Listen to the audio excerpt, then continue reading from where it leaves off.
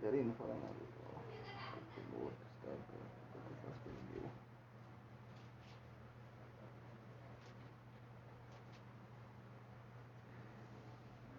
Deus.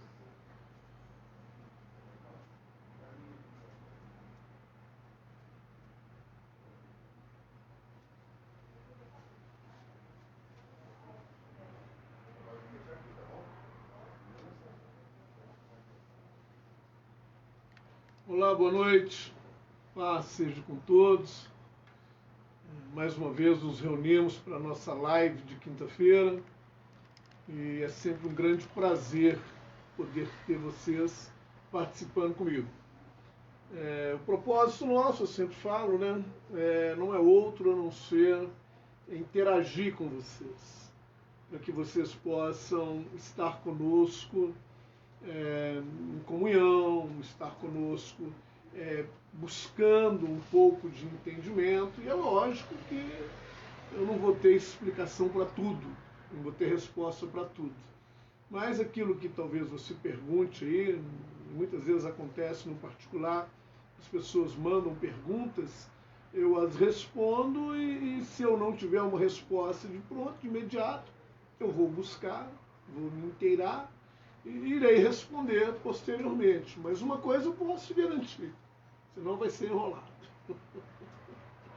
Eu não vou para o enrolódromo, né? Aquilo que você vai ficar como se estivesse fazendo de conta que está aprendendo e eu fazendo de conta que estou ensinando. Não vai ser isso. Então, muito legal. Chama o povo aí, faz contatos aí, seus amigos, faz contato aí com essa galera que geralmente está conosco toda quinta-feira. Nós estamos dando início à nossa reunião. E eu já estou vendo algumas pessoas participando aí comigo. Bian, que legal, viu? Você realmente é assídua. E para mim é muito joia ter você aí comigo. Muito joia. Você, sua casa, Bian. Bian foi uma das primeiras ovelhas que Deus me deu aqui em Goiânia. Quando nós abrimos a igreja, eu morava no mesmo prédio que a Bian. E em pouco tempo a Bian estava lá na igreja. E foi muito joia. Foi para nós, é para nós, viu, Bian? Uma grande honra ter você conosco aí. Estou vendo também a Tainara. A Tainara é a que me ajuda nessas quintas-feiras aí. E valeu, Tainara. Muito obrigado. Renata é a do prédio, é do sexto andar. Eu moro no quinto, ela mora no sexto. Renata é muito jóia. Renata também dá uma mão muito legal nessas lives. E esse é o grande negócio, é interação, envolver, né? Eu de cá, você daí, perguntando, tirando suas dúvidas. E toda quinta-feira tem uma palavra voltada para coisas atuais. O meu coração é um coração assim de... Eu sou pastor, né? E como pastor eu tenho no meu coração um grande desejo de me envolver com as pessoas. Eu não sou pastor, eu não sou um pastor profissional. Eu sou um pastor porque amo ser pastor. Inclusive sou pastor da Dorcelina. Para mim também é uma grande honra, viu, Dorcelina? Ter uma ovelha querida como você. Para mim é um grande prazer poder estar ministrando numa igreja e ter uma ovelha igual você, Dorcelina. Você é uma ovelha muito querida. E logo também você vai estar pregando aí na igreja, né? Participando comigo aí na igreja. Dorcelina é uma pregadora, hein? Dorcelina, ela tem uma palavra de poder, né? Eu já ouvi a Dorcelina trazendo uma palavra na igreja e logo eu estou querendo ver você pregando aí nesse altar. Tudo bem? Queridos, eu tenho um pequeno texto, na verdade é um pequeno grande texto para compartilhar com vocês nessa noite. Eu tenho uma história da Bíblia que eu gostaria de discorrer para a gente poder passar esses 40 minutos, meia hora, quando muito uma hora juntos aqui.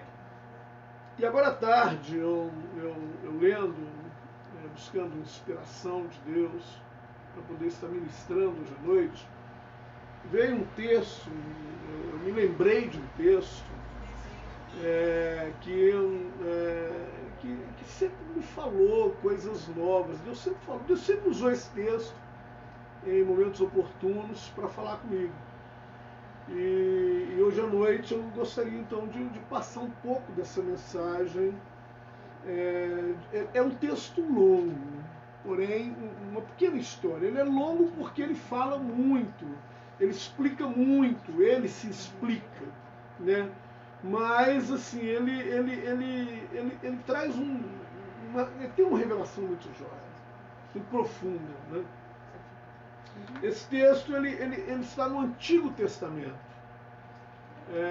em 2 Reis, no livro de 2 Reis, capítulo 6. Ele parece ter um trem barulhento aqui. Parece ter um helicóptero aqui atrás de mim. Vamos acabar com isso. A Tainara está aqui dando sinal para isso, não, tem que vir cá e fazer. Tem um helicóptero querendo decolar aqui atrás de mim. Lá na igreja, quando era o ventilador, as pessoas falavam assim, ó, tem um helicóptero ligado aqui, tá mais ou menos a mesma coisa. Mas é jóia. Eu quero agradecer Maria Pereira, muito obrigado pela sua participação comigo também. É um grande prazer poder falar para a gente como vocês, do calibre de vocês. Mas o texto que eu gostaria de expor sobre ele, discorrer sobre ele, eu não vou ler, porque, como eu disse, é um texto longo com uma história pequena. Ele está em 2 Reis, capítulo 6. Ele começa em 2 Reis, capítulo 6, ele vai do verso 24 até o último versículo lá, parece que é 33, e depois ele continua no capítulo 7. Aí ele vai do capítulo 6 até o capítulo 7, até o versículo 20. Então é um texto com muitos versículos, e não cabe da gente estar lendo aqui, né? Então, eu quero trazer isso para você. Viu, Patrícia? Obrigado pela sua participação. É uma história que data assim, mais ou menos uns 8 séculos antes de Cristo. Por volta aí do ano 800, 850 antes de Cristo. Quando um rei sírio ele cercou a cidade de Samaria. E esse cerco, ele sitiou Samaria, né? Essa é a história que conta a partir do capítulo 6. Esse cerco, ele trouxe assim, implicações terríveis que abateu sobre a cidade. Esse rei Ben-Hadad, o nome dele, ele cercou Samaria e o resultado desse cerco foi assim, foram trágicos para a cidade. Houve uma grande fome, uma grande miséria, porque uma vez sitiada, uma vez cercada, não entrava e nem saía. Não tinha como as pessoas irem ao campo colher, porque estava cercado, o inimigo cercou, não tinha como passar. E ali nesse texto do capítulo 6, a gente vê a tragédia, ela expressa ali, quando narra que as pessoas estavam comprando uma cabeça de jumento para comer. Uma cabeça de jumento por 10 semanas de salário. Esterco de pombo era vendido para servir como sal. E era uma semana de salário. Uma tragédia, uma cidade, o povo tudo morrendo de fome, né? Tem até uma citação lá de 2 mulheres que combinaram sacrificar os filhos, comia um, depois comia o outro, uma coisa maluca, né? Mas essa fome e essa miséria foram assim, situações que vieram um tempo na vida do povo de Israel. Um tempo de guerra, um tempo de luta. E diz o texto esse texto longo que eu falei aí, de 2 Reis capítulo 6 até capítulo 7, que essa necessidade extrema do povo, eles foram até o profeta era Eliseu, e como se Eliseu tivesse culpa. Né? Estou vendo aqui a pastora Ivana, muito obrigado, pastora Ivana. Esse é um texto bíblico, me corrija aí, viu? Você vê alguma coisinha fora aí, pode mandar aí me corrigindo, viu? Eliane também, muito obrigado, Eliane. Você está bem? Deus abençoe. Pessoas que nos acompanham lá em Londres, Eliane é uma delas. Muito obrigado, Eliane, pela sua participação. Eu sei que já está até tarde, né? Mas muito obrigado, você está junto aí. Mas esse tempo de cerco, esse tempo onde Israel foi sitiada, a cidade de Samaria foi sitiada, trouxe essa necessidade, essa fome. E aí, o que aconteceu? Eles foram até o profeta e cobraram do profeta. Por que aquilo estava daquele jeito? E o profeta foi até acusado como corresponsável pelo não socorro de Deus. E aí o profeta ele teve uma atitude que sobre ela eu quero falar com você. O profeta ele disse assim, olha, amanhã as coisas vão melhorar. Né? E estou vendo aí o Daniel. Tudo bem, Daniel? Obrigado, que você está junto comigo. E aí, essa palavra do profeta e o discorrer dessa história diz que haviam lá 4 leprosos, e os leprosos então tomaram uma atitude. Como assim, decidiram entrar no arraial dos sírios, e eu fiquei assim, pensando nisso, sabe? Meu coração falou muito sobre isso, e na medida do possível, eu gostaria de falar com você sobre essa situação, a situação do nosso país, a situação da nossa cidade. Porque Goiânia, né, não é diferente. Estou vendo aí a Igre é o Delmir e a Diva, tudo bem com vocês? Goiânia não é diferente dos grandes centros. As pessoas falam assim, Goiânia não tem favela. Realmente não tem um lugar estabelecido em Goiânia como favela, como tem nos morros em Belo Horizonte, nos morros no Rio, em Salvador, lugares que a gente conhece, sabe que é diferente de Goiânia. Mas Goiânia tem lugares extremamente carentes. Esse trabalho que nós fazemos na igreja, nós damos assistência a esse povo, a gente vê o povo carente, o povo necessitado, o povo passando fome. Tem lugar que eu já entreguei sopa, né? Que a pessoa recebe e diz assim, olha, pastor, à noite, né? Esse é meu primeiro alimento que eu coloco na boca hoje. Pô, pelo amor de Deus, cara. O povo morrendo de fome. Então Goiânia tem gente assim. Esse paralelo com o texto aí de 2 Reis capítulo 6 é que naquela época o povo também estava com fome. Naquela época o povo estava numa extrema miséria. Né? E daí, hoje a gente olha para Goiânia, falando Goiânia porque eu estou aqui, mas sei que em vários outros lugares, pessoas que me acompanham nessa live, lá em Belo Horizonte, em Salvador, em São Paulo, né? Pouco o Canjão está por aí, Canjão pode dizer muito como é que está em São Paulo, né? Então, essa situação a gente vê, cara, hoje no Brasil, em lugares, às vezes, assim, que eu nunca fui, nem você, mas estão passando necessidade. O povo está passando dificuldade.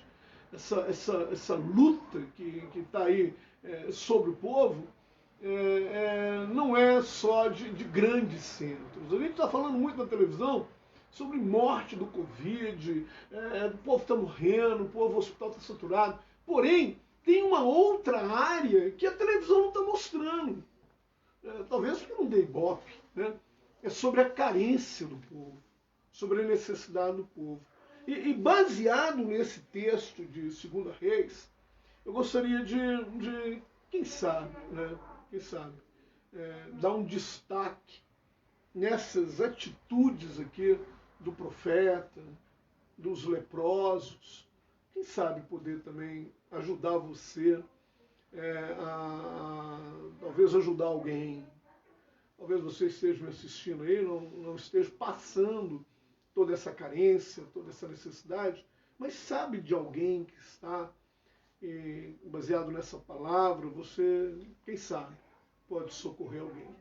E a primeira coisa que eu acho que deve ser observado, baseado nesse texto, do 2 Reis, capítulo 6, nesse tempo de cerco a Samaria, a primeira coisa que eu acho que precisa ser observado é que nós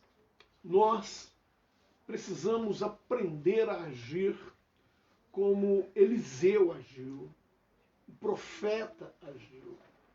Primeira coisa, Covid, H1N1, agora esses dias eu vi, eu até tô meio grilado com esse negócio de ficar assistindo televisão, porque a gente só vê coisa ruim, né?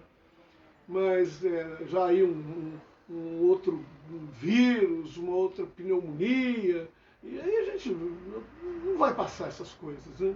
Estou vendo aqui quem?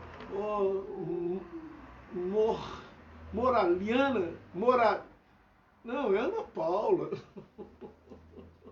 Ana Paula Morali. A minha ajudante, ele escreveu errado, viu, Ana Paula? Vai perdoando. Então, a primeira coisa que eu acho que nós precisamos aprender é fazer como o profeta Eliseu fez. Eliseu disse assim, amanhã, cara, amanhã as coisas vão melhorar. Esse espírito pessimista que abateu sobre as pessoas, desvinculando essa disputa política que nós encontramos no Brasil, desvencilhando disso, porque se a gente for basear em um puxa para cá, outro puxa para lá, um quer destruir aqui, outro quer arrumar ali, não vamos falar sobre isso. Mas há sobre nós, sobre a nossa comunidade, o meio no qual nós somos inseridos, a gente vê isso. Há um espírito de desânimo. As pessoas estão totalmente sem coragem para crer que amanhã vai melhorar. E vai, cara. Você precisa pelo menos acreditar. Você precisa pelo menos, se você não consegue demonstrar isso com atitude, mas fale para você. Amanhã as coisas podem melhorar. O profeta aqui nesse texto diz assim, ó, amanhã vai sobrar comida aqui. Agora você pensa, em dias onde a fome era tal que matavam filhos para comer, o profeta vira e fala assim, ó, amanhã isso aqui vai sobrar. Então, não é só como uma palavra profética. Talvez você não se sinta um profeta. Talvez você não se sinta na qualidade de um profeta. Talvez você não sinta o poder da tua palavra. Mas pode ser que a sua palavra não ecoe, não encha o ambiente, mas ela vai servir para você. Você acreditar que pode melhorar. Cara, pelo amor de Deus, pelo menos seja portador de boas novas. Sabe o que é portador de boas novas? As pessoas viram e falam assim, cara, tá ruim, mas pode melhorar. Pode, ainda que não, mas pode. Porque portador de notícia ruim, deixa o William Bonner, deixa esses caras da televisão aí que estão degladiando, buscando, disputando entre eles, deixa eles falarem as coisas ruins, deixa. Luiz é meu vizinho daqui de baixo, obrigado Luiz pela sua participação. Eu estou dizendo que para a gente poder enfrentar esses enfrentamentos, passar, às vezes nem tão ileso, né, como gostaríamos, mas para passar esse tempo, você precisa, no mínimo, acreditar que pode melhorar. Eu acredito que nós vamos passar. Talvez ainda com alguns respingos, mas nós vamos passar. Talvez assim com algumas perdas, mas nós vamos passar. Poderão vir outros, como eu até acho que virão. Poderão ter outros acontecimentos que possam sim a gente pensar, pô, caramba, o trem fez foi piorar, mas ainda assim vai melhorar. A vida nunca foi fácil. Nunca teve facilidades. Eu vejo esse pessoal que a gente atende aí nas periferias, a vida para eles nunca foi fácil. Tem gente lá que está enfrentando os mesmos problemas que nós, o mesmo vírus que está ali na Zona Sul, está lá na periferia. O vírus é um só. Mas, assim, tem gente lá na periferia que está enfrentando de maneira altaneira, com coragem, enfrentando a vida. Porque sabe, cara, que no mínimo ele tem que acreditar em alguma coisa. Porque se ele for lá na vida ruim do jeito que está, no problema do jeito que está, o coronavírus do jeito, televisão, pelo amor de Deus, cara. Ninguém merece, né? Então a primeira atitude que eu acho que nós podemos aprender nesse texto é a atitude do profeta. Pô, pode ser que melhore. Amanhã, então, vai melhorar. Pronto. Sim, igual eu disse, se sua palavra não é uma palavra de um profeta, seja profeta para você. Fala assim, vai melhorar e vai. Primeira coisa. A segunda, o texto diz que os leprosos que estavam ali, viviam à margem, né? Eles eram marginalizados, estavam à margem da sociedade, eles não viviam junto com as pessoas, meio por exclusão. Era leproso, tinha que viver afastado. Isso não era só lá, não. Não muitos anos aí no Brasil, nós tínhamos as colônias onde os leprosos eram colocados para poder não ficar junto, né? Porque hoje é a hanseníase, é um nome até, a gente consegue conviver, porque tem como paralisar a doença. Eu mesmo já tive hanseníase. Então, você consegue cuidar e pronto, ficar livre desse trem. Mas antigamente não tinha esses cuidados. Então, os leprosos, eles eram afastados. E esse texto diz que tinha 4 leprosos que viviam fora. E ali, eles pensavam assim, caramba, se nós ficarmos aqui, nós vamos morrer. Porque Samaria não tem comida. Não tem gente passando aqui, vindo no campo, passando aqui e deixando alguma coisa para a gente comer. Não tem. Nós vamos viver do quê? Então vamos fazer o seguinte, vamos nos levantar e vamos lá no arraial do inimigo. Vamos bater lá. Se eles deixarem a gente viver, vivamos. Se não, morrer aqui, morrer lá, não vai mudar. Mas essa atitude, ela me ensinou alguma coisa. Primeiro, eles não se intimidaram. Eles partiram para a vida. Cara, pensa comigo. Do jeito que tá, adianta você ficar daquele jeito assim, a vida é assim mesmo, aqueles mais espirituais, isso é vontade de Deus, isso é um fardo. Não adianta você ficar desse jeito? Claro que não, cara. Então, o que eu aprendo com essa atitude desses leprosos é o seguinte, você tem que lutar. Morrer sem lutar é morrer indignamente. Você ser abatido sem pelo menos lutar, você está sendo indigno com você mesmo. Então, essa é a atitude dos caras, vamos para lá. Ficar aqui, nós vamos morrer, então vamos bater. Vamos de frente, vamos enfrentar. E é o que eu acho que precisa acontecer. Obrigado, Carlos, pela participação, Carlos Murilo. É o que eu acho que o povo precisa aprender a reagir. Eu não estou fazendo uma incitação, não estou dizendo para você que você tem que sair fazendo loucura, não. Mas você precisa levantar a cabeça, cara. Tá difícil? Tá. Vai ficar difícil? Vai. Mas vai enfrentar a vida. Enfrente um problema.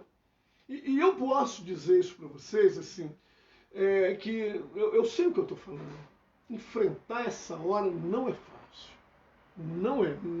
Não pense você que eu vou estar aqui dizendo para você, isso é um probleminha, não, isso é um problemão. Nós estamos diante de um problemão.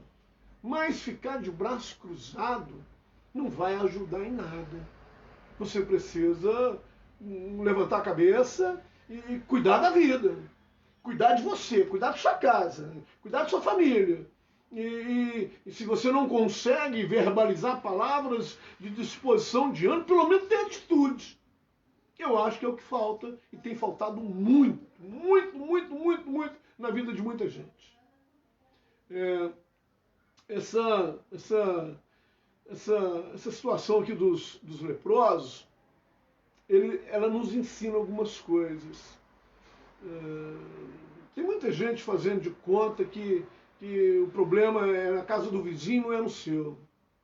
Olha, quando trata de grandes problemas, como foi o caso dessa situação em Israel, sitiado, povo com fome, você pode ter certeza, cara, que tem gente perto de você que está passando fome.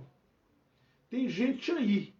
Às vezes você passa numa casa, está lá um carro na garagem, mas está lá o marido desempregado, a mulher desempregada, os filhos desempregados, e você não faz nada para ajudar. Eu não posso nem ir porque eu posso ser contaminado. Pelo amor de Deus, cara. Levanta, vai fazer alguma coisa. Eu sei o que é passar fome. Eu sei.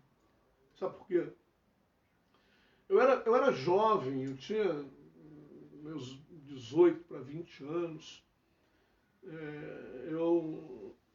Meu pai sempre foi um homem humilde, minha mãe é uma mulher humilde, mas nunca deixaram faltar nada na nossa casa. Pelo contrário, né? Sempre nos ajudou e minhas irmãs, graças a Deus, foram trabalhar praticamente na profissão delas, e boas profissões. Né? Mas eu fiz muita loucura na minha vida, muita loucura.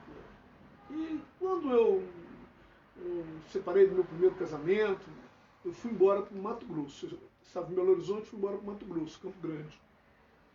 E lá, cara, eu passei fome. Eu passei fome. Nunca tinha enfrentado isso na minha vida. Eu me lembro uma vez que eu liguei para o meu pai, eu liguei na casa dos meus pais, né? Era um domingo. Na hora do almoço eu liguei, meu pai falou assim comigo: ô meu filho, seus irmãos estão todos aqui almoçando. Como que você poderia estar aqui com a gente? Eu falei: não, pai, eu já almocei. Eu acabei de sair do restaurante agora. Tinha 2 dias que eu não comi, porque eu estava passando fome. Nessa época, não existia self-service. Não existia. Essa coisa mais moderna. Nessa época, a pessoa chegava no restaurante e pedia um comercial, que era um pratinho de arroz, um pratinho de feijão, um potinho de feijão, um bandejinha com bifes, e ali era tudo separadinho. Ou então o cara chegava e pedia um PF, que era um prato feito. Nessa época era assim. Então eu tinha combinado com o cara do restaurante, falou: ó, o que sobrar no comercial você me dá? Eu lavo as vasilhas aí para você, comendo na sola. E foram muitas vezes. Mas muitas vezes eu passei 1 dia, 2 dias com fome. Então, às vezes, as pessoas olham e falam assim: pô, cara, por que você está nessa aí de ajudar, buscar, correr? É porque você é pastor? Não. Não é porque eu sou pastor. É porque eu sei o que é passar fome. Eu sei. Alex, meu companheiro, Linda, minha companheira, Leila. Ó, Leila. Leila foi minha aluna. Que bom te ver, viu, Leila? Ó, quero estar junto, hein? Então, eu sei o que é passar fome. Eu assim, quando às vezes não dá para distribuir tudo que eu tenho para distribuir, eu até ganho isso, graças a Deus. Deus levantou gente aí, alto, top mesmo, para estar me ajudando. E não tem como distribuir, tem lá um saquinho que eu tenho que jogar fora. Eu fico impressionado. Eu falei: não vou jogar fora, não vou. E aí, cara, sabe o que eu faço? Eu fico esperando o coletor de lixo passar aqui, igual aconteceu essa semana.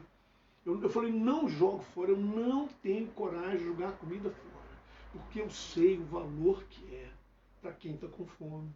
Eu até falo isso: quem tem fome tem pressa, é mesmo. Eu ficava esperando as pessoas chegarem, comerem. Eu me lembro uma vez, eu estava assim, do lado de fora, né? Eu não estava mendigando, mas eu estava passando fome.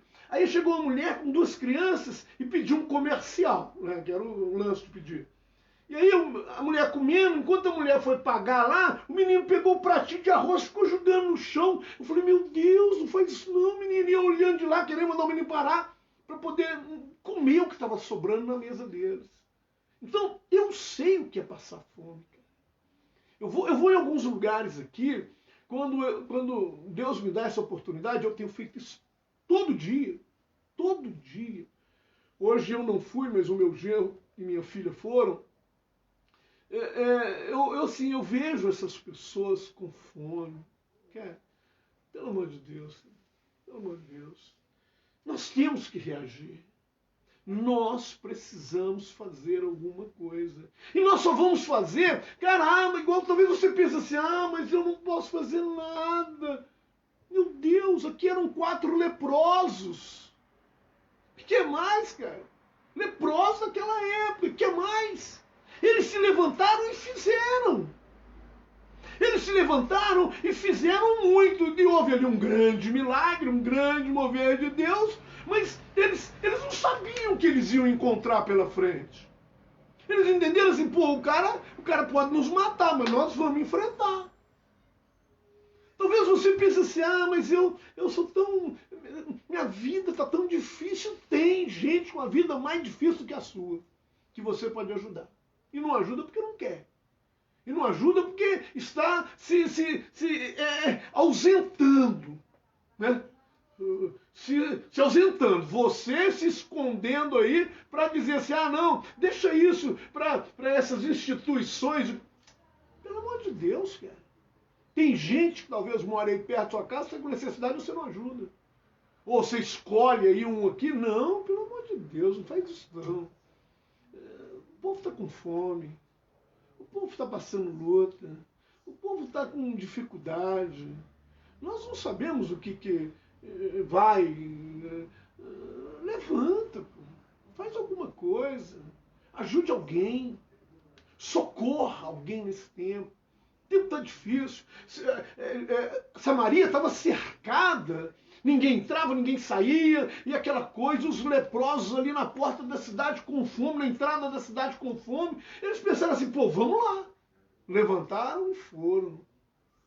E aí aconteceu o milagre.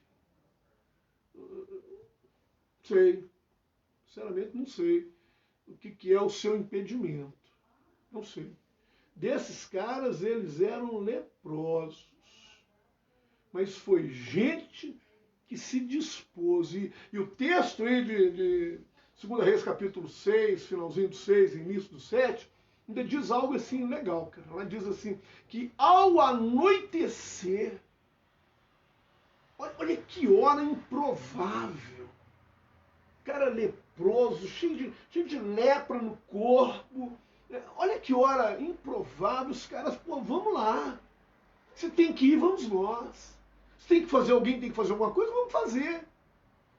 E aí que eu sinto que mais gente poderia estar fazendo isso. Porque muita gente está passando dificuldade. E eu gostaria de convidar você. Eu estou olhando para a câmera, depois olho para outra, fico um trem assim meio fora de foco, né? Eu falo com a minha igreja, com a igreja que Deus me deu para cuidar, eu falo para esse povo, e falo para um povo que talvez eu nunca vá ver. Tem gente que manda, me pergunta as coisas aí no privado, no Messenger, faz contato comigo, gente até que eu nem lembro de ter conhecido. E eu falo, eu estou dizendo talvez para você que eu nem conheço, não sei. Igual tem gente que me assiste aí no decorrer da semana e manda lá um toquezinho, um okzinho, sabe? Talvez tem pessoas que eu não sei quem é.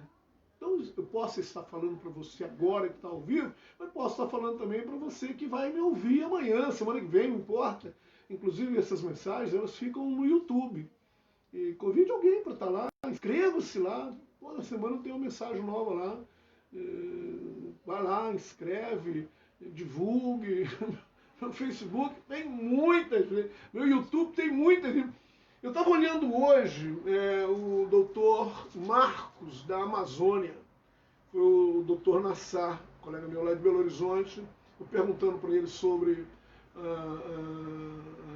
ivermectina, sobre hidroxicloroquina, ele foi e me mandou esse canal, o endereço do canal desse doutor Marcos da Amazônia. Ele tem 151 mil pessoas. O meu canal, se dividir por 1000, ainda não dá o que ele tem. Então vai lá, divulga lá, me ajuda a divulgar lá. Tá? E essa mensagem vai ficar aí para você ouvir, anunciar. Porque, gente, nós temos que ser pessoas que se levantam com disposição para a vida. O braço está cruzado, descruze. Jogou a toalha, vai lá e busca. Abateu, levanta a cabeça. Porque, de alguma forma, você pode ajudar alguém. Não olhe para as suas limitações. Se você ficar olhando para as suas limitações, talvez até pela sua falta de coragem, você não vai. Mas se você pôr no seu coração, pôr na mente, eu preciso fazer alguma coisa, você vai fazer. E alguém vai ser ajudado por você. Você consegue entender isso? Alguém vai ser ajudado por você. E você pode entrar para a história da vida dessa pessoa. Esse cara lá em Campo Grande, dono do restaurante, posteriormente eu fiquei sabendo que ele fechou, foi embora, ele era lá de Santa Catarina, era um catarinense. E sempre que eu vejo alguém falando, cantando, porque o catarinense ele fala muito cantado, eu lembro dele, lembro com um coração muito grato. Tô vendo aí o Roberto, pô cara, saudade do seu, Roberto, parece mais, cara, você sumiu de nós. Então, quando eu vejo esse catarinense, eu sempre dou graças a Deus pela vida dele. Porque até que eu consegui firmar em Campo Grande, até que eu consegui me estabelecer, depois Deus me ajudou, me abençoou, eu me tornei gerente de uma empresa, fui transferido para Ituiutaba, Minas Gerais, aí um outro nível de vida. Mas até que isso acontecesse, esse cara deixou eu comer o que sobrava, mas deixou. Olha para você ver. Talvez para você é uma coisa que não vai servir, você vai jogar fora. Era o caso dele. Ele deixou eu comer. E ele saciou a minha necessidade, matou a minha fome. Eu estava passando fome. E esse cara deixou, cara. Talvez você pense assim, isso não vai servir para ninguém. Você que pensa. Serve e muito. Eu falei com um dos nossos fornecedores, o cara que está nos ajudando, fornecendo frutas, verduras, legumes, padaria. Eu falei com ele, olha, é uma coisa impressionante. Aquilo que você acha que não dá, você pega uma maçã, tem lá uma feridinha nela, você talvez nem compraria essa maçã. Mas na hora que nós vamos entregar, tem disputa. Tem gente que disputa uma maçã ferida. Então, talvez você olhe e fale assim, não tem como ajudar. Tem, cara, alguma coisa você pode ajudar. Use esse exemplo desse texto de 2 Reis, capítulo 6, do verso... Quer ver? 2 Reis, capítulo 6, do verso 24 ao final do capítulo, e o capítulo 7, do verso 1 até o verso 20. 2 Reis, a Bíblia cristã. Depois você dá uma olhada para você ver. Esses leprosos fizeram essa diferença. Convido você, cara. Eu vou encerrar. Tem aí quase 40 minutos que nós estamos nesse papo aqui. Estou vendo muita gente participando. Gente no Facebook, gente no Instagram, parece que tem mais gente no Facebook que está participando comigo. Irmão Milton, queria. O irmão Milton estava sentindo sua falta.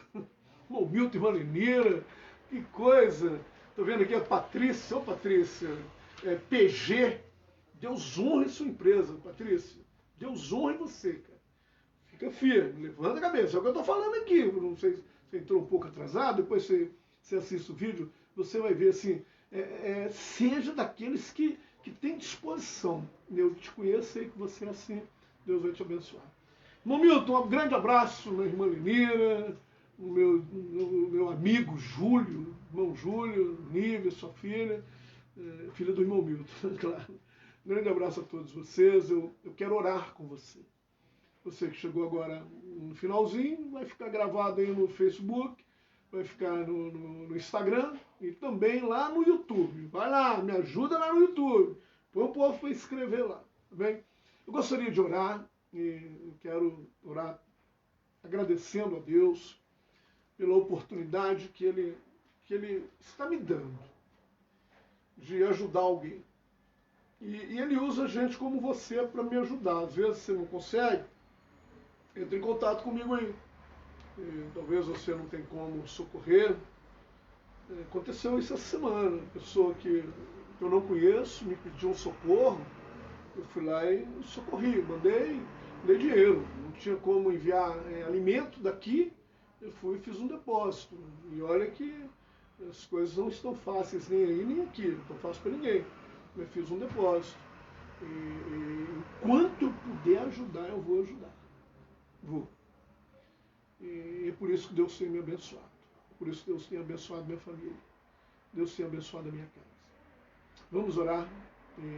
Estou esperando você aí no decorrer da semana. Entre no privado. Se você está necessitado, eu quero também te ajudar. Se você pode ajudar e não tem como ajudar aí, entre em contato comigo que eu te explico como que você pode ajudar aqui. Bem, vamos orar. Eu quero fazer isso em nome de Jesus. Querido Deus, obrigado pela oportunidade que o Senhor nos dá de sermos instrumentos na Tua mão. Instrumentos, ó Deus, que têm buscado socorrer os mais carentes, os mais necessitados. Talvez aquele que nunca precisou, mas nesse momento da vida está precisando. Como eu disse, eu vivi uma vida, meu pai, minha mãe, nunca precisei, mas chegou um dia na minha vida que eu precisei passar fome e ali então o Senhor levantou alguém para me socorrer.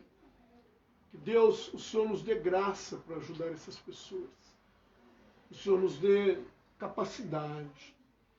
Se não, Deus querido, uma capacidade de bens materiais, pelo menos uma palavra motivacional, como o profeta Eliseu fez. Ele disse assim, amanhã as coisas vão melhorar. Deus, que o Senhor instrumentalize cada um desses que me assistem nessa hora. Os que estão ao vivo, os que virão assistir posteriormente.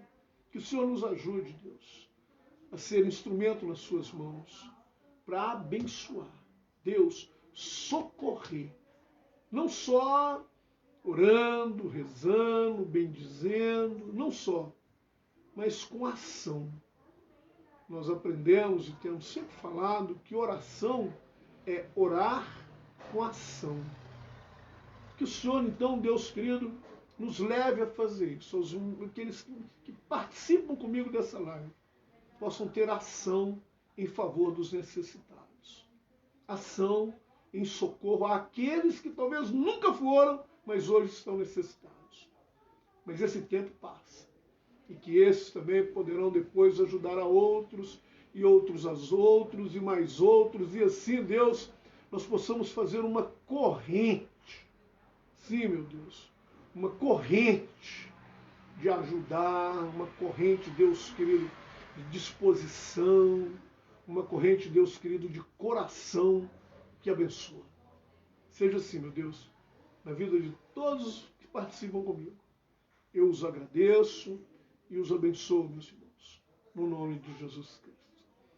Que Deus abençoe, que a paz do Senhor, essa paz que transcende o entendimento, seja sobre a sua vida, sobre a sua casa. Você que entrou aí, que eu não citei o nome, muito obrigado. Depois eu te respondo aí no particular também. Um grande abraço, paz seja convosco.